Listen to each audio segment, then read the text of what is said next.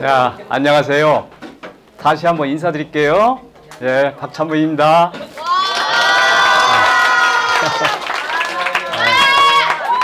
자,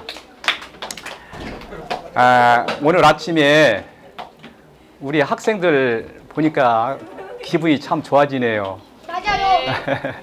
자, 오늘 여러분들을 대상으로 강의할 주제는 여기에 써놓았듯이 제4차 산업혁명 시대에 여러분들 미래의 진로를 어떻게 탐색하는 것이 바람직한가, 거기에 대해서 얘기할 거예요.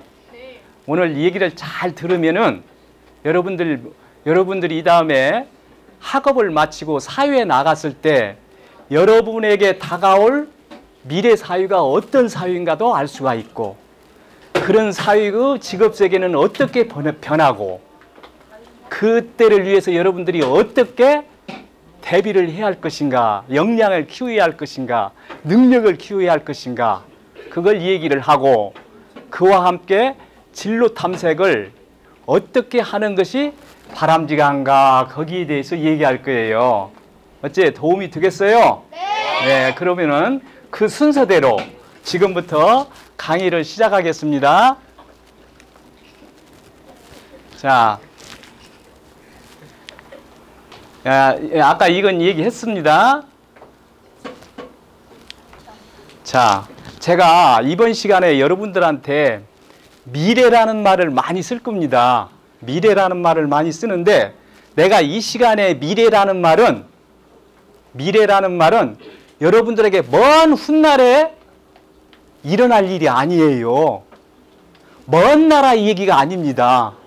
오늘 내가 말하는 이 미래라는 말은 여러분들이 학업을 마치고 사회에 나갔을 때 여러분들에게 맞닥뜨릴, 여러분들에게 바로 다가올 현실이에요. 무슨 말인가 알겠죠? 그러니까 오늘 얘기를 잘 들어야 해요. 먼 나라 얘기가 아니에요. 여러분들이 사회에 나가면 바로 여러분들한테 다가올 현실입니다. 무슨 말인가 알겠죠?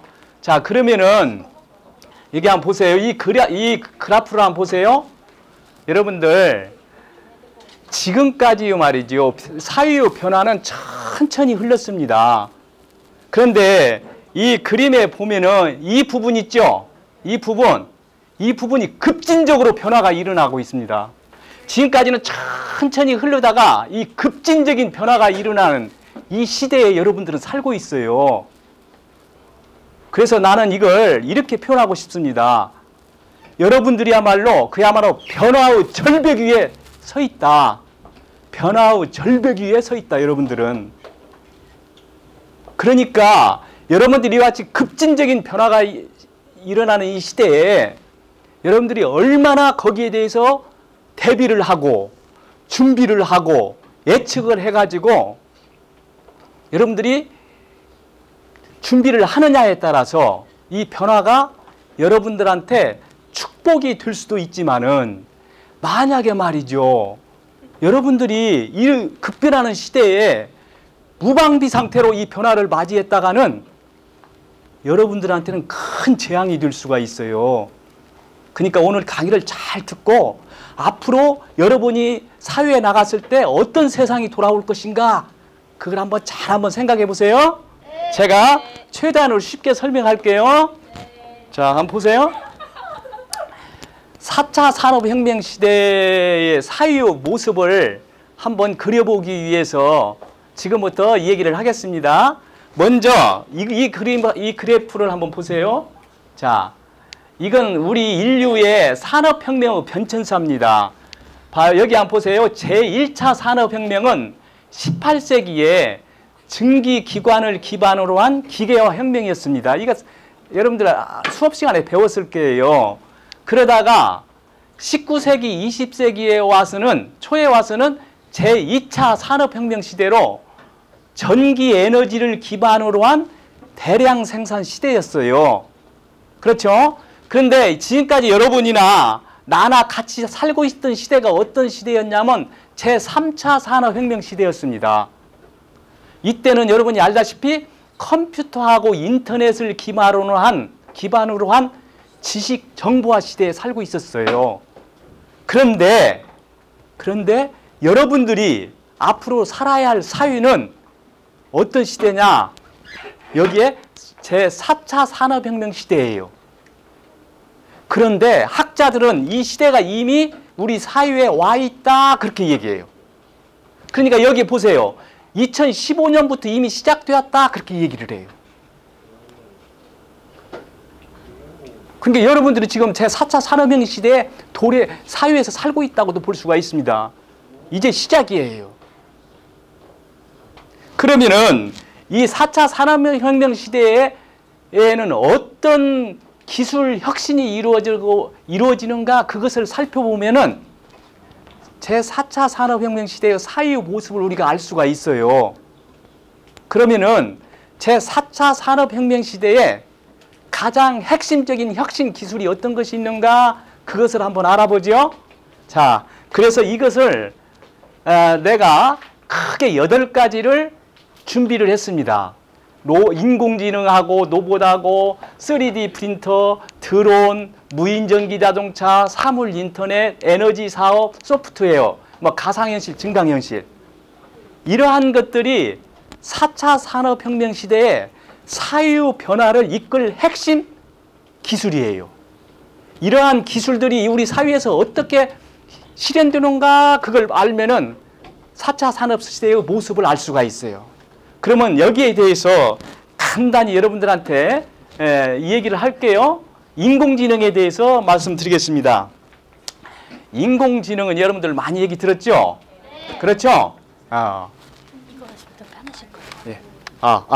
소리가 안 나네.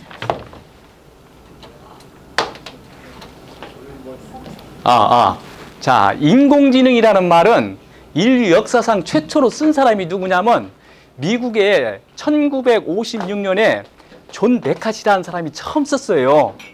가지고 많은 학자들이 인공지능에 대해서 연구를 해왔습니다. 그런데 큰 진전이 없었어요. 그런데 말이죠. 인공지능이 크게 급진적인 변화를 가져온 때가 얼마 전이었어요. 여러분 알죠? 2010년에 영국의 유명한 컴퓨터 천재, 컴퓨터 공학 천재라고 일컬어지는 사람이 있는데 그 사람이 이름이 누구냐면 데미스 하사비스라는 사람입니다. 이 사람이 영국의 케임브리지 대학에서 컴퓨터 공학 쪽으로 박사학위를 받았어요. 그리고 이 사람이 바로 이어가지고 뭘 했냐면은 뇌과학 쪽에 박사학위를 받았어요. 그래가지고 말이죠. 데미스 하사비스라는 사람이 인간이라는 존재가 어떻게 이 세상을 인식해 나가는가 거기에 대해서 공부를 했어요. 그랬더니 말이죠. 인간이 어떻게 인식해 나가냐면은 이 뒤에 우리는 이게 뇌에 보면 이 후두엽이라고 하는데 여기에 시각 피질이 있는데 시각 피질이 여러 층을 형성해 나가면서 이 세상을 인식하다는 것을 알아냈어요. 이걸 조금 어려운 말로 다중신경망이라고 표현을 합니다. 그래가지고 거기에 맞는 알고리즘을 짜가지고 컴퓨터에다 적용을 했는데 어땠어요? 성공을 했습니다. 성공했어요. 거기에서 나온 기술이 바로 딥러닝 기술이에요. 딥러닝 인공지능은 특징이 하나 있습니다. 스스로가 계속 학습해 나가는 거예요. 스스로가 계속 업그레이드 해 나가는 거예요. 우리가 커려면 뭐가 필요해요? 밥을 먹어야 키가 크죠? 네. 그처럼 말이죠. 이 인공지능도 딥러닝 기술을 바탕으로 한 인공지능도 스스로 업그레이드 나가려면 뭐가 필요하냐면 빅데이터라는 것이 필요해요. 빅데이터. 이 빅데이터는 제가 뒤에 가서 좀 말씀드릴게요. 그것을 먹고 계속 스스로가 성장해 나갑니다. 발전해 나가는 거예요. 그러면 이 다음에 말이죠. 인공지능이 발전해 나가면 스스로 발전해 나가면은 어느 단계까지 가냐면은 인간의 지능을 뛰어넘는 시대가 도래할 것이다. 그렇게 얘기해요.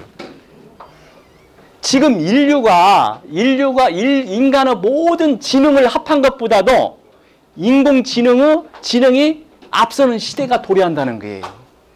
그 시점을 좀 어려운 말로 특이점이라고 하는데 커즈와일이라는 학자는 몇 년도로 보냐면 2045년 정도 되면은 인공지능이 인간의 지능을 뛰어넘는다는 거예요. 그러면 어떻게 될까요? 그러면은 인공지능이 연구한 것을 인간이 이해를 못해요. 왜? 인간보다 지능이 높아지니까. 그런 말이에요. 한번 생각해 보세요. 지금까지는 이 지구를 누가 지배했습니까? 인간이 지배했어요. 왜 지배했어요? 인간이니까. 인간이 제일 강하죠. 아, 가장 그렇죠. 참 똑똑하네. 네, 맞습니다. 인간이 가장 똑똑했기 때문에 이 지구를 지배했습니다. 그런데 인간보다 더 똑똑한 존재가 나타나면 누가 이 지구를 지배하겠어요? 로봇이요. 그렇지. 인공지능이 지배하죠. 인공지능이 지배합니다. 그러면 말이죠. 한번 보세요. 그러면은 많은 학자들이 거기에 대해서 시뮬레이션을 했습니다. 강한 인공지능하고 약한 인공지능하고 차이점이 뭐냐면 약한 인공지능은 자아의식이 없어요. 이제 강한 인공지능이 나타나면 자아의식이 있다고 합니다. 그러면은 인공지능이 어떤 생각을 하냐면 야, 내가 지금 누구를 위해서 일하지? 아, 인간을 위해서 일하고 있네? 그러면 인간이라는 존재가 어떤 존재지? 가만히 연구를 해보니까 지구상에서 나쁜 짓은 다 인간이 해놨네. 그러면 지구를 위해서 인간이라는 존재는 필요 없겠구만 하면서 인간을 파멸로 이끌 수가 있다고 많은 학자들이 얘기해요. 그걸 얘기하는 가장 대표적인 사람이 누구냐면 빌 게이츠예요. 얼마 전에 타계했던 호킹 박사도 그 얘기를 하고 있고 테슬라 S라는 자동차를 만든 앨런 머스크도 그 얘기를 하고 있고 이런 유명한 학자들이 강한 인공지능이 나타나는 것을 막아야 한다라고 얘기하고 있어요. 그래서 지금 어떤 일이 벌어지고 있냐면 인공지능과 관련된 알고리즘 소스를 전부 개방하도록 돼 있어요. 그걸 막기 위해서. 인류 파멸을 막아야 할 거 아닙니까? 자, 그래서 지금 인공지능이 그럼 어떤 일을 하느냐 여기 한번 보세요. 이런 일을 하고 있습니다. 요리도 만들고 말이죠. 음악 작곡도 하고요. 통역 번역도 하고요. 컴퓨터 암 치료는 뭐 이런 것도 다 하고 있습니다. 그림도 그리고 기상예 신문 기사도 쓰고 책도 쓰고 소설도 쓰고 우리가 말이죠. 인공지능이 소설을 쓰면은 10분 안에 100권 이상 책을 쓴다고 그래요. 그리고 뭐 판례 분석 같은 거 다 하고 이런 모든 일을 거의 대부분 인공지능이 합니다. 그러니까 앞으로 미래 사회가 어떤 사회가 될 것인가 한번 상상을 한번 해보세요. 그 다음에 3D 프린터입니다. 여러분들 3D 프린터라는 얘기 많이 들었죠? 이미 우리 사회에 와 있어요. 여러분들 이렇게 돌아다니다 보면 3D 프린터 대리점이나 전문점이 이미 생겼어요. 그러면 3D 프린터라는 건 뭔 얘기를 하냐면 이걸 최초로 만든 사람이 이 사람이에요. 예, 찰스 헐이라는 사람이 1984년에 3D 프린터를 처음 만들었어요. 그런데 지금까지 이 3D 프린터가 크게 발전을 못했어요. 왜? 특허기관이 끝나지 않았기 때문에. 근데 이미 끝났다고 합니다. 그러면 앞으로는 어떻게 되느냐? 3D 프린터로 하는 작업을 한번 보시죠. 제가 동영상을 한번 가져왔습니다. 한번 보세요. 대조업의 혁명 3D 프린터. 미래에는 이 3D 프린터를 이용해서 개인 맞춤 제작이 가능해집니다. 이 3D 프린터로 아주 저렴한 가격에 의수, 인공관절, 치아 등을 만드는 데 도움을 줄 수 있기 때문에 돈이 없는 사람들도 의수를 가질 수 있는 시대가 펼쳐지게 됩니다. 또 3D 프린터가 집을 지을 수도 있는데요. 중국의 업체인 윈선은 3D 프린터를 이용해서 하루에 무려 10채의 집을 짓는 데 성공했습니다. 집 한 채를 짓는 데 들어간 제작 비용은 약 600만 원 정도밖에 되지 않죠. 3D 프린터가 건설업에 이용된다면 앞으로 건설업자와 인부들의 미래는 어떻게 될까요? 또 지금 영상은 3D 프린터로 자동차를 출력하는 영상입니다. 앞으로 미래에는 이렇게 원하는 자동차를 3D 프린터로 뽑아 쓰는 시대가 열릴 수 있겠는데요. 앞으로 기술이 더욱 발달한다면 내가 원하는 자동차를 저렴한 가격에 맞춤 제작하게 될지도 모르겠죠. 또 3D 프린터가 이처럼 초콜릿을 뽑을 수도 있는데요. 이 코코젯이란 프린터는 올해 안에 전문 빵집을 대상으로 출시될 예정이라고 하고요. 음식을 출력하는 3D 프린터도 있습니다. 비록 음식 전체를 출력하지는 못하지만 이렇게 데코레이션 용도로는 충분히 활용할 수가 있죠. 네, 이 3D 프린터는 과연 우리 생활을 어떻게 변화시키게 될까요? 네, 불 좀 켜주세요. 불 좀만 켜주세요. 네. 자, 이 3D 프린터가 한 일들을 보면은 앞으로는 어떤 일이 벌어지냐면은 이런 일이 벌어진답니다.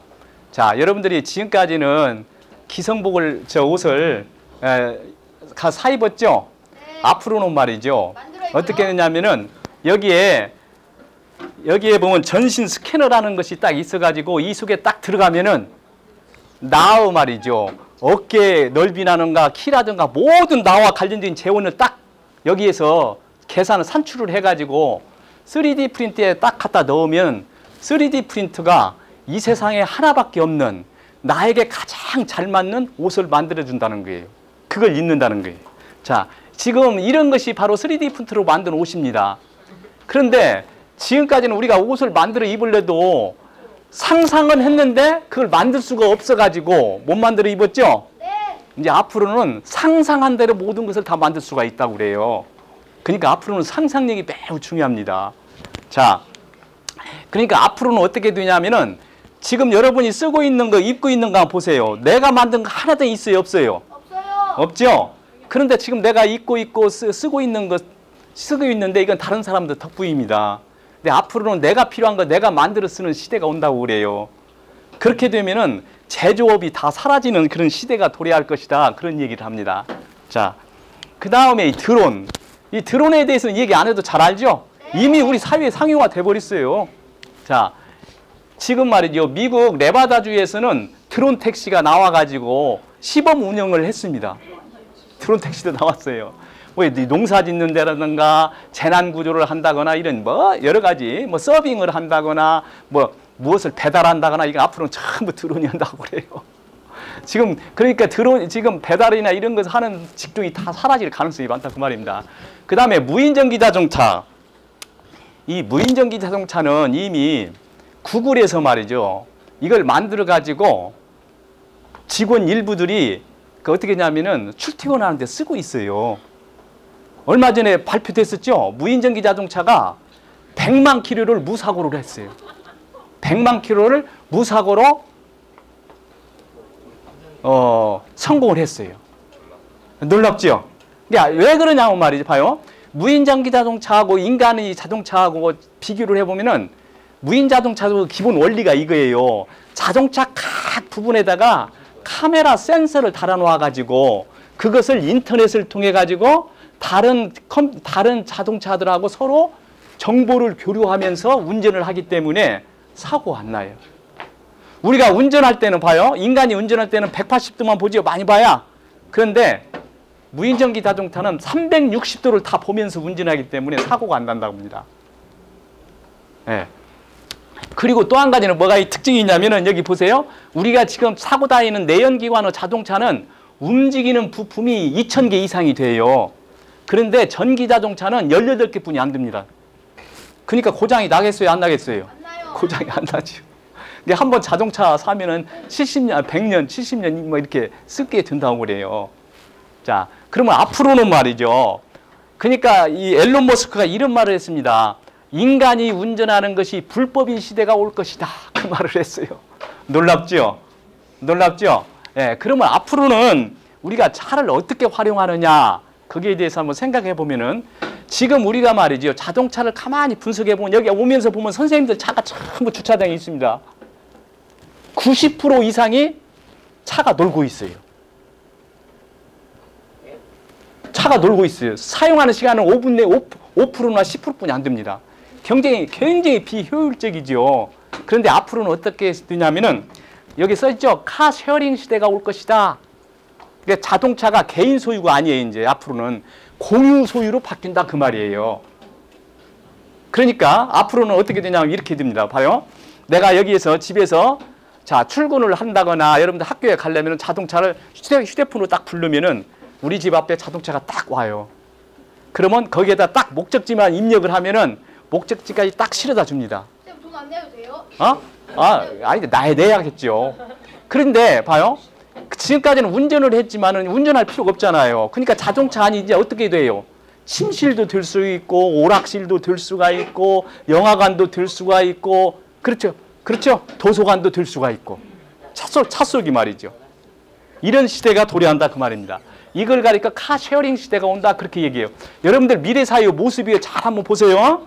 자, 그러니까 이런 무인전기 자동차가 나타나면은 많은 직업이 사라질 거예요. 운전사가 이제 없어집니다. 운전을 필요 없으니까. 사고가 안 나니까 교통경찰도 없어져요. 보험 들을 필요가 없습니다. 왜? 사고가 안 나니까. 주유소도 없어집니다.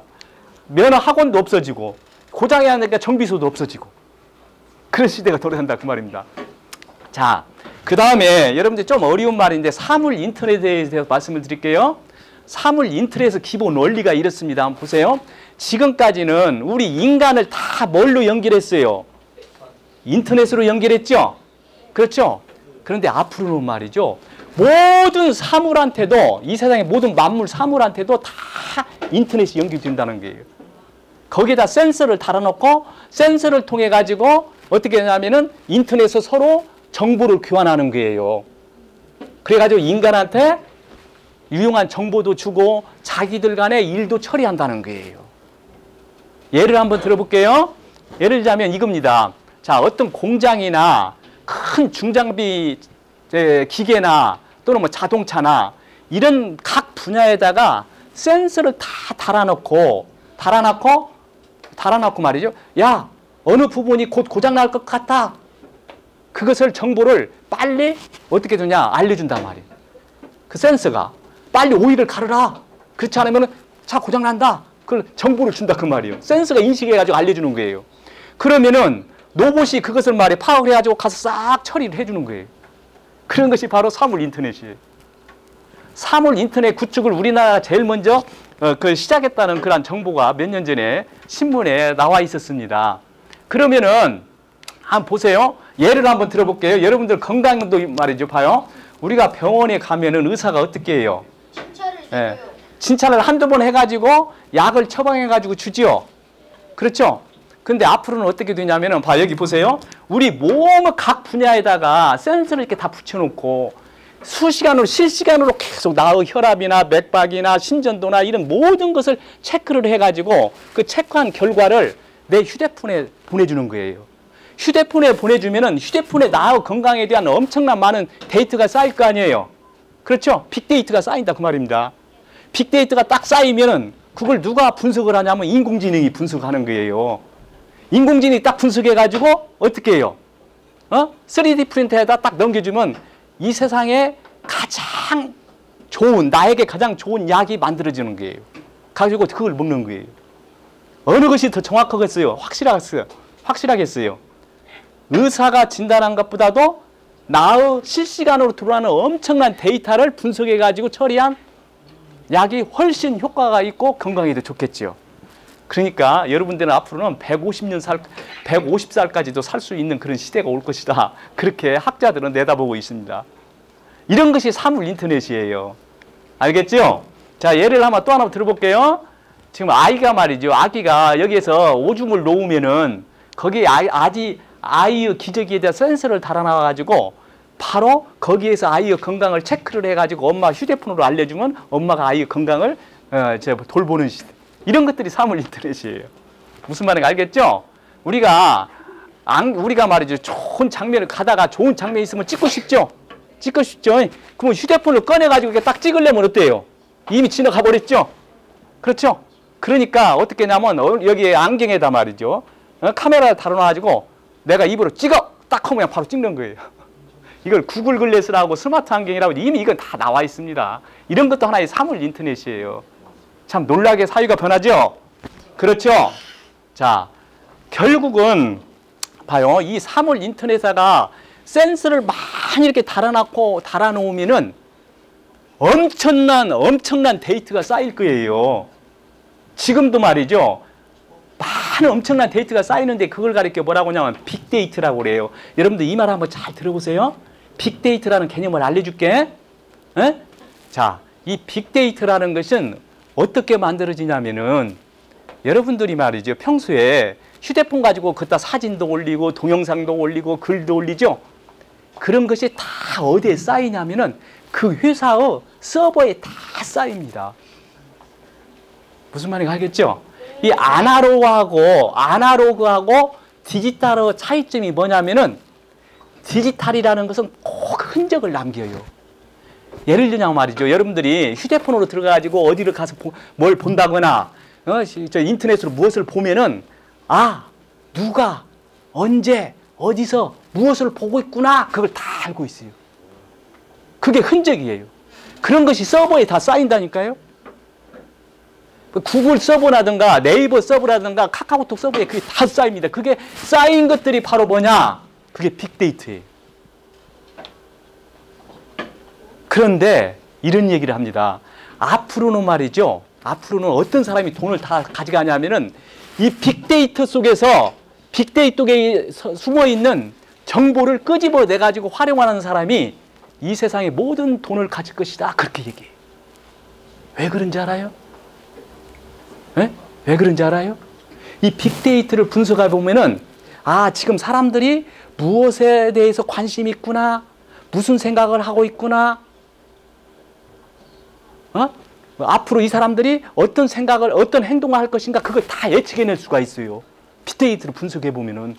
그러니까 사람은 무엇을 원하는가, 무엇에 관심 있는가 이걸 다 알으면은 거기에 맞는 물건을 만들면은 다 성공하는 거예요. 그러니까 여러분들 중에 혹시 여러분들 중에 이런 엄청난 빅데이터를 분석할 수 있는 프로그래머가 된다고 한다면은 여러분들 앞으로 아주 좋은 유망 직종입니다. 지금 구글에서 말이죠. 최고 대우를 받는 사람이 누군지 아세요? 프로그램 개발자예요. 프로그램 개발자. 이게 뭐라고 하냐면은 이 빅데이터가 바로 21세기 원유다. 그렇게 얘기해요. 혹시 여러분들 중에 그쪽에 소질 있는 사람 한번 그쪽으로 관심을 갖고 공부를 한번 해보세요. 알겠죠? 네. 자, 그러니까 지금 제가 여기 가져왔습니다. 여기 봐요. 빅데이터 가치를 이게 표시한 그림이에요. 앞으로는 엄청나게 이렇게 커질 거예요. 빅데이터 가치가. 자, 그러면은 그 다음에 이제 태양광 에너지에 대해서 한번 얘기할게요. 지금 구글 같은 데에서 추진하고 있는 사업이 뭐냐면 이런 사업을 하고 있습니다. 앞으로는 모든 에너지를 태양광을 활용할 것이다. 그렇게 얘기를 해요. 가지고 지금 무슨 작업이 추진되고 있냐면은 이런 작업이 추진되고 있어요. 지금 이 지구상에 말이죠. 구름도 없는, 바람도 불지 않는 저기 높은 상층권에다가 태양광 발전소를 만든다는 거예요. 지금 여기 이 조명도가 이게 바로 그거예요. 만들어 놓고 거기에서 에너지를 생산해 가지고 지구로 보내 가지고 그걸 쓰는 시대가 돌아간다. 그렇게 얘기합니다. 자, 여기 그림 한번 보세요. 이거 지금 미국에서 추진하고 있는 사업인데 여기 그림 보세요. 이 도로가 육각형 태양열 지별판으로 이렇게 쭉 쌓여 있어요. 이게 만들어지죠. 이제 잘 안 보이는데 그 육각형 태양열 지별판으로 쭉 만들어져 있어요. 이 도로 자체가 뭐냐면 태양광 발전소다니까요. 차도 이제 앞으로 이렇게 달리면서 충전이 되는. 그러니까 이제 기름도 필요 없는 그런 시대가 된다 그 말입니다. 자, 이 그림 한번 보세요. 여기에다 태양광 지별판을 참 붙여놔가지고 이 건물 자체가 태양광 발전소가 된다 그 말이에요. 이 사업이 지금 추진하고 있다니까요. 여러분들이 학업 마치면 바로 이런 것이 현실에 다가온다 그 말이에요. 자, 그 다음에 소프트웨어에 대해서 말씀드릴게요. 그러면 지금까지 내가 얘기한 많은 그 기술 혁신에 대해서, 혁신 기술에 대해서 얘기를 했는데, 이러한 기술들이, 봐요. 이러한 기술들이 실현되는 방법이, 이것을 구동하는 원리가 뭐냐면은 소프트웨어입니다. 이 소프트웨어. 소프트웨어 개발자들이 앞으로 최고로 대우를 받는 거예요. 그런데 우리나라는 지금 IT 강국이라고 하지만은 말이죠. 실질적으로는 소프트웨어 분야에서는 후진국이에요. 이 도표를 한번 보세요. 미국이 현재 소프트웨어 시장 점유율이 39%입니다. 봐요. 한국은 2.3%뿐이 안 돼요. 중국이 6%, 인도가 6.8%, 일본이 12%, 나머지. 우리가 지금 IT 강국이라고 하지만 그건 하드웨어 쪽에서 얘기하는 것이지 소프트웨어 쪽에서는 아주 지금 후진국에 들어가요. 그래서 무슨 얘기를 하냐면 이런 얘기를 합니다. 앞으로 미래 사회는 소프트웨어가 그 나라 국가의 발전이나 기업의 발전뿐이 아니라 이 세계를 지배하느냐 못하느냐도 이 소프트웨어 기술이 얼마나 뛰어나느냐, 뛰어나지 않느냐에 대해서 결정이 된다는 거예요. 왜? 앞에서 혁신 기술들이 다 뭘로 이루어져요? 소프트웨어로 구동이 되기 때문에 그래요. 그러니까 여러분들 지금 1학년들 코딩 기술이 코딩 교육 받죠? 올해부터 지금 시작된 걸로 알고 있는데 맞죠? 코딩 교육 받잖아요. 지금 시작 안 됐나요? 원래 2018년부터 시작된다고 했는데. 그래가지고 올해부터 원래 지금 초중고 모든 학생들이 코딩 교육을 받도록 돼 있어요. 국가에서 왜 그걸 추진했냐면 바로 이런 이유 때문에 추진된 거예요. 자, 지금까지 얘기한 것이 미래 사회의 모습입니다. 자, 그러면은 이런 사회에서 앞으로 직업 세계는 어떻게 변할 것인가? 거기에 대해서 얘기할게요. 네, 한번 잘 들어보세요. 네. 앞으로 미래 사회의 직업에 대해서는 이렇게 얘기합니다. 일부 낙관론자들은 이렇게 얘기를 해요. 지금까지 인류가 산업혁명이 계속 일어났지만은 산업혁명이 일어나가지고 새로운 기술이 구현이 될 때 그것 때문에 사라진 많은 직업이 있었지만은 한편으로는 그런 새로운 기술이 등장함으로써 새로운 직업이 생기니까 걱정할 필요가 없다라고 낙관하는 사람도 있어요. 그게 걱정할 필요 없다는 거지. 그런데 일부 많은 학자들은 또 어떻게 얘기하냐면 이렇게 얘기합니다. 봐요. 비관론자들은 한번 보세요. 인간이 할 수 있는 노동력을 크게 이 세 가지로 나눌 수가 있는데 보세요. 인간이 할 수 있는 노동력이 크게 이 세 가지로 나눌 수가 있는데 육체 노동은 누가 다 뺏어가냐? 로봇이 다 뺏어간다는 거예요. 정신 노동은 누가 다 뺏어가냐? 인공지능이 다 뺏어간다는 거예요. 그러면 감정 노동뿐이 남지 않는데 이 감정 노동도 누가 다 뺏어가냐? 인공지능과 로봇이 다 뺏어간다고 그래요. 왜? 요즘 감정을 케어하는 로봇이 나왔어요. 그 페버라는 로봇 유명하잖아요. 우리나라에도 키보라는 로봇이 나와 있어요. 사람을 감정을 돌봐주고 케어해주는 로봇이 나왔어요. 그렇게 본다면 인간은 모든 노동을 다 뺏어갈 거 아니냐. 그러면 인간이 할 수 있는 것이 무엇이냐라고 하는 학자들이 있어요. 그 가장 대표적인 사람이 이 사람입니다. 토마스 프레이라는 사람인데 이 사람이 어떤 사람이냐면은 구글이 선정한 현재 최고 미래학자가 이 사람이에요. 이 사람이 KBS 1에 와가지고 강의를 했습니다. 이 자료가 그때 강의한 장면이에요. 이 사람이 무슨 말을 했냐면은 여기 써놨죠. 15년 후에는 20억 개의 일자리가 사라질 것이다. 그렇게 얘기를 했어요. 그리고 이것을 아주 체계적으로 연구한 대학이 영국의 옥스퍼드 대학인데 마이클 오스본이라는 그 교수가 지금 말이죠. 우리가 사회에 있는 700개 정도 되는 직업을 분석했는데 이 사람이 결론을 어떻게 내렸느냐. 앞으로 20년 후에 현재 직업의 47%가 사라질 것이다. 그렇게 얘기했어요. 자, 그러면 일자리를 빼앗는 로봇에 대해서 한번 보여드릴게요. 한번 보세요. 자, 당신의 일자리를 대체할지도 모르는 위험한 로봇 7마리를 모아봤습니다. 먼저 첫 번째 로봇은 제조업 종사자들의 일자리를 대체할 수 있는 벡스터라는 로봇입니다. 이 로봇은 복잡한 프로그래밍 없이 이렇게 팔을 움직이고 버튼을 눌러서 로봇에게 일을 학습시킬 수가 있는데요. 일을 하면 할수록 더욱 능숙해진다고 합니다. 게다가 이렇게 크기도 작고 설치도 쉽기 때문에 공장 시설을 수정할 필요도 없죠. 그냥 원래 일하던 사람 한 명 자르고 그 자리에 벡스터를 고용하면 됩니다. 사람보다 융통성은 좀 떨어질지 몰라도 24시간 쉼 없이 일하고 월급 올려달라는 불평도 없죠. 두 번째 로봇은 군인들의 일자리를 대체할 수 있는 스팟이라는 로봇입니다. 이 4발 달린 로봇은 사람이 있는 이것과도 넘어지지 않을 정도로 균형 감각이 좋은데요. 덕분에 언덕이라든지 산길 등을 안정적으로 보행할 수가 있죠.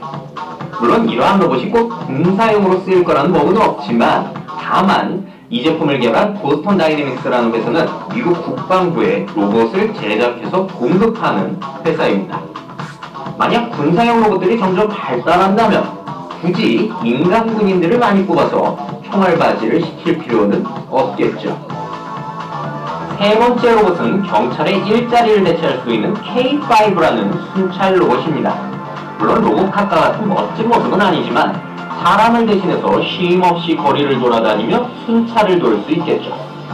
지금 비록 위험을 발견하고 센터에 신호를 보내는 정도이지만 앞으로 로봇캅 드론이 우리 사회의 치안을 담당하게 된다면 우리 경찰들은 일거리가 줄어들 확률이 높겠죠. 네 번째 로봇은 서비스업 종사자들의 일자리를 대체할 수 있는 인공지능 로봇들입니다. 대표적으로 페퍼, 나우, 그리고 디보를 들 수 있겠는데요. 이 로봇들에는 사람과 대화를 나눌 수 있을 정도의 인공지능이 탑재되어 있기 때문에 단순한 접객 정도는 사람을 대신할 수 있습니다. 특히 페퍼와 나우는 현재 은행과 카페 등에서 이미 알바를 하고 있죠. 비록 아직은 못 알아듣는 말이 너무 많지만 인공지능들은 점점 말을 배워가고 있습니다. 역시나 이 로봇들은 힘들다고 불평하지도 않고 시급을 올려달라고 징징거리지도 않죠. 다섯 번째 로봇은 농부들의 인력을 대체할 수 있는 농사 로봇입니다. 2011년에 공개된 이 로봇은 센서로 씨앗이 있는지를 확인한 후 씨앗을 심고 또 주변 로봇들과 커뮤니케이션도 가능하다고 합니다. 그리고 드론을 이용하면 이렇게 힘들이지 않고 살충제를 뿌릴 수 있죠. 앞으로 농업용 로봇 개발은 계속 이어질 텐데요. 농사짓기 편해져서 좋긴 한데 그만큼 필요한 농부의 수는 줄어들 수밖에 없겠네요. 여섯 번째 로봇은 물류창고 종사자들의 일자리를 대체할 수 있는 키바라는 로봇입니다. 이 로봇은 2012년 아마존에 인수되었는데요. 그 후 아마존에서 아주 성실하게 일을 하고 있죠. 이 키바라는 녀석은 몸체는 작지만 무려 300kg이 넘는 무거운 짐을 수월하게 옮길 수 있을 정도로 힘이 세다고 합니다. 이러한 로봇이 사람의 모든 일을 대체할 수는 없지만 인간의 일을 대신해준다는 점은 분명하죠. 네, 마지막 일곱 번째 로봇은 요리사의 일자리를 대체할 수 있는 요리 로봇입니다. 이 로봇 팔은 셰프의 움직임을 캡처해서 그 움직임을 그대로 따라하는 방식을 사용하는데요. 2017년 상용화를 목표로 개발이 되고 있다고 합니다. 지난 2015년 독일 하노버 박람회에 공개된 실제 모습인 야, 이 정도만 보고요. 자, 여러분들 봐요. 앞으로 여러분들이 진로를 어떻게 설정해야 할 것인가 잘 한번 음미를 해봐야 해요. 인공지능이나 로봇이 할 수 없는 것이 무엇인가 그걸 찾아가지고 그쪽으로 진로 탐색을 해야 한다 그 말입니다. 자, 그러면은 제4차 산업혁명 시대에 새로 나타날 직업에 대해서 학자들이 제시하는 거 한번 볼게요. 한번 그림 한번 읽어만 보세요. 눈으로 한번 보세요. 이런 직업이 나타난다는 거예요. 자, 3D 프린터가 나타남으로써 새로 생기는 직업들이에요. 쭉 한번 보세요. 드론 등장으로 나타나는 직종입니다. 실감이 잘 안 나죠. 지금은 없기 때문에 이건 무인자동차 출연으로 나타나는 직종들입니다. 한번 보세요. 눈으로만. 자, 이건 무인전기자동차 출연으로 나타나는 직업들이에요. 자, 이건 웨어러블 등장으로 생기는 직종입니다. 이것은 소프트웨어 기술이 미래를 창출할 직업들이에요. 아, 그러면은 이런 시대에 여러분들이 갖춰야 할 역량은 무엇이냐? 아까 제가 얘기했던 대로 가장 그러면 갖춰야 할 것이 뭐냐면 아까 얘기한 대로 3D 로봇이나 인공지능이 할 수 있는 일이 무엇인가 그걸 한번 상상을 해봐야 해요. 그쪽에 여러분들이 발을 디디고 진로를 탐색해야 여러분들이 성공할 수가 있습니다. 앞으로는 말이죠. 직업이 봐요. 스스로 배워나갈 수 있는 능력을 키워야 해요. 오늘날에는 봐요. 학교 때 배웠던 지식을 사회에 나가 쓰려고 하면은 이미 어떻게 되냐? 쓸 수 없는 직업이 돼버려요. 지식이 돼버려요. 그렇기 때문에 어떻게 하냐? 여러분들 스스로가 배워나갈 수 있는 능력을 키워야 해요. 그러려면 어떻게 하느냐? 여러분들이 직접 몸으로 부딪히면서 배워나가야 해요. 몸으로 체험을 통해 가지고 여러분들이 스스로 배워나갈 수 있는 능력을 키워야 한다 그 말입니다. 아까 했지만 창의력과 상상력을 키우고 융합력을 키우고 시간이 좀 없으니까 좀 빨리 나갈게요. 문제를 찾아내는 능력도 키워야 하고 협업 능력도 매우 중요해요. 앞으로는 말이죠. 나 혼자 무엇을 해낼 수 있는 일은 한 가지도 없어요. 친구들과 함께 해야만이 해낼 수 있는 일만 있습니다. 그러니까 친구와 협력할 수 있는 능력을 학창시절 때부터 여러분이 키워나가야 해요. 그리고 모든 것이 빅데이터를 바탕으로 연구가 이루어지기 때문에 인문학을 공부한다 할지라도 컴퓨터 과학적인 사고 능력 같은 걸 여러분들 학창시절에 길러내야 합니다. 자, 그러면 제4차 산업혁명 시대의 진로 탐색은 어떻게 할 것인가? 제가 간단히 얘기할게요. 이와 같이 급변하는 시대에 여러분들이 진로 탐색을 할 때 일찍이 내가 진로 탐색의 방향 하나 잡아가지고 그것에 빨리 준비를 하는 것도 중요하지만 거기에 집중하는 것도 중요하지만 다른 직종도 같이 열어놓고 여러분들이 탐색을 해야 해요. 왜냐? 내가 일찍이 탐색해가지고 결정한 직종이 어떤 사회적 변화를 가지고 사라진다고 한다면은 여러분들이 큰 어려움을 겪잖아요. 그러니까 일찍이 한 분야에 진로를 탐색하는 것도 중요하지만 그와 함께 다른 분야도 문을 열어놓고 마음을 열어놓고 탐색하는 자세가 필요하다. 이게 여기 써놨듯이 폭넓게 진로 탐색이 하는 것이 필요하다. 자, 그래서 여러분들이 앞으로 미래에는 직업이 기존에 있는 직업을 쓰는 것보다도 새로운 직업을 내가 만드는 시대가 된다 그 말이에요. 그걸 창직 시대라고 합니다. 이 창직 시대를 대비해 가지고 여러분들한테 정말로 필요한 것이 도전 정신이에요. 다른 사람이 가지 않는 길을 내가 한번 가가지고 나의 직업을 내 스스로가 만들어내야 하는 그런 시대가 도래한다 그 말이에요. 무슨 말인지 알겠죠? 그러기 위해서는 무엇보다 이 도전 정신이 가장 중요합니다. 알겠죠? 자, 그러면 나에게 맞는 진로를 탐색하기 위해서는 가장 중요한 것이 뭐냐면 이거예요. 자기 자신에 대해서 이해를 해야 해요. 정말로 내가 좋아하는 것이 무엇인가? 내가 정말로 이것을 할 때 가장 설렘이 있고 좋고 기쁘고 잘할 수 있는 것이 무엇인가? 그걸 찾아야 해요. 그러면은 그러면 말이죠. 선생님, 저는 내가 무엇을 좋아하고 무엇을 잘하는지 잘 모르겠어요. 그런 학생들이 많이 있을 것입니다. 그런 학생들은 이렇게 하면 돼요. 무조건 머리로만 생각하지 말고 몸으로 부딪히고 직접 체험해보고 경험하면서 정말로 내가 좋아하는 것이 무엇인가 그걸 찾아야 해요. 나는 어쩐지 이 일을 할 때 기분이 좋아. 이거 잘할 수 있을 것 같아. 지루한지를 모르겠어. 그러면 그쪽으로 여러분들이 진로를 탐색하면 돼요. 무슨 말인지 알겠죠? 몸으로 직접 부딪히면서 여러분들이 탐색해 나가는 자세가 필요하다. 하버드 대학에서 말이죠. 예일 대학에서 하버드 대학생들을 1,500명을 대상으로 20년 동안 추적 조사를 했습니다. 그런데 그 사람들 중에 돈 때문에 직업을 선택한 사람이 83%였어요. 그냥 나는 이것이 하는 일이 좋아서 직업을 선택한 사람이 17%였다고 합니다. 그런데 말이죠. 그런데 20년 후에 이 사람들 중에서 백만장자가 101명이 나왔는데 돈을 벌기 위해서 직업을 선택한 사람이 백만장자가 나온 사람이 1명이 있다고 그래요. 근데 내가 이 일이 좋아서 직업을 선택한 사람들이 백만장자가 된 사람이 100명이 있다고 그래요. 그러니까 우리가 성공하려면은 정말 내가 무엇을 좋아하는가 그걸 찾아가지고 여러분들의 진로를 탐색하는 것이 무엇보다도 중요하다 그 말입니다. 자, 그러면 나의 꿈을 이루려고 어떻게 할 것인가 간단히 얘기할게요.